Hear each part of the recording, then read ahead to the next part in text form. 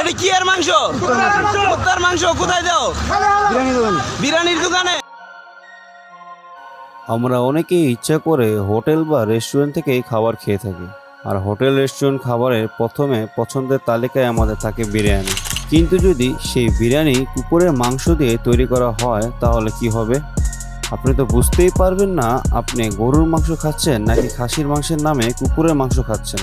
আজকের ভিডিওতে আপনাদেরকে দেখাবো কিভাবে ঢাকা শহরে বড় বড় রেস্টুরেন্টগুলোতে অধিক মুনাফার লোভে গরুর মাংসের বদলে কুকুরের মাংস দিয়ে বিরিয়ানি তৈরি করছে এবং সে সকল হোটেলগুলোতে কিভাবে তা খাবার তৈরি করছে।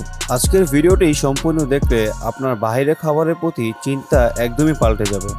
আমাদের ঢাকার রাজধানীতে বর্তমানে বিরিয়ানির দোকানের অভাব নেই, আর সস্তায় আমরা পেট ভরে বিরিয়ানি খেতে কেই বা না চাবো। কিন্তু আপনি কখনো ভেবে দেখেছেন কিভাবে আমাদেরকে এত সস্তায় বিরিয়ানি তৈরি করে দেওয়া হচ্ছে? হোটেল মালিকরা যে মাংস গরু ও খাসি বলে চালিয়ে যাচ্ছে তা আসলে কি গরু বা খাসির মাংস? বর্তমানে কিছু অসাধু ব্যবসায়ীরা অধিক লাভের আশায় গরুর মাংসের বদলে কুকুরের মাংস বিক্রি করছে, আর এই কাজগুলো সাধারণত অধিক রাত্রে করা হয়ে থাকে। এটা কি এর মাংস? কুত্তার মাংস। কোথায় দাও?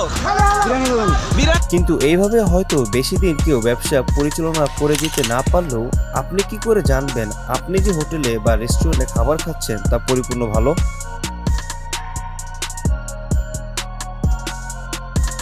এই সকল ব্যবসায়ীরা এমনভাবে কুকুরের মাংস নানা মশলা দিয়ে তৈরি করে থাকে যার কারণে আপনি কখনো ধরতেও পারবেন না আসলে এটা কিসের মাংস। শুধু এইভাবেই কুকুরের মাংস বিক্রি করা হচ্ছে তা কিন্তু নয়।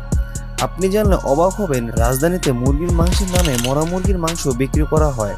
প্রতিদিন ফার্মে বা এক্সপোর্ট করার সময় যে মুরগিগুলো মারা যায়, আপনি কি মনে করেন সেই মুরগিগুলো ফেলে দেওয়া হয়? যদি আপনি এমনটাই ভেবে থাকেন তাহলে তা সম্পূর্ণ ভুল, কারণ বিভিন্ন হোটেল মালিকরা কম দামে এই মরা মুরগিগুলো কিনে নিয়ে যায়, তাদের হোটেলে তা প্রক্রিয়াজাত করে বিক্রি করা হয়ে থাকে। এরা নিজেদের লাভের কাছে নিজের মানবতাটুকু হারিয়ে ফেলে। কিন্তু এই সকল খাবার খেলে নিজের শরীরের কতটা ক্ষতি হতে পারে তা আর বলে বোঝানোর দরকার পড়বে না হয়তো। চলুন এবার ঘুরে আসি হোটেলের রান্নাঘর থেকে। বাংলায় একটি প্রবাদ আছে না, আপনি সবসময় হয়তো শুনে থাকবেন যে বাইরে ফিটফাট ভিতরে সদরঘাট। ঠিক এমনটাই পরিস্থিতি বর্তমানে আমাদের বাংলাদেশের হোটেলগুলোতে। যেমন এই ভিডিওতে একবার দেখুন কতটা নোংরা পরিবেশে খাবার তৈরি করা হচ্ছে এবং মিষ্টির উপর দিয়ে তেলাপোকা হেঁটে চলে যাচ্ছে।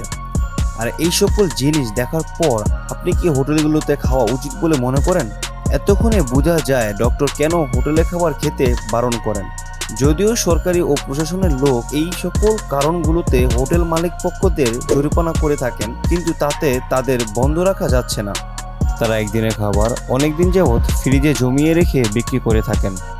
আমাদের ঢাকা শহরে এমন অনেক হোটেল রয়েছে যারা এইভাবেই আমাদেরকে ঠকিয়ে যাচ্ছেন। আমাদের দেশের আইন ব্যবস্থা এদেরকে প্রতিনিয়ত শনাক্ত করে জরিমানা করছেন, কিন্তু তাতে কোনো ভালো ফলাফল পাওয়া যাচ্ছে না। তো বন্ধুরা, এই ভিডিওটি দেখার পর অবশ্যই আপনি নেক্সট টাইম থেকে সাবধান হয়ে যাবেন এবং রাস্তা থেকে কোনো কিছু কেনার আগে অবশ্যই তা দেখে শুনে কিনবেন। আশা করি ভিডিওটি ভালো লেগেছে। ভিডিওটি ভালো লাগলে অবশ্যই আমাদেরকে সাবস্ক্রাইব করবেন। আজকে এখানেই বিদায় নিচ্ছি, দেখা হবে পরবর্তী কোনো ভিডিওতে। ধন্যবাদ।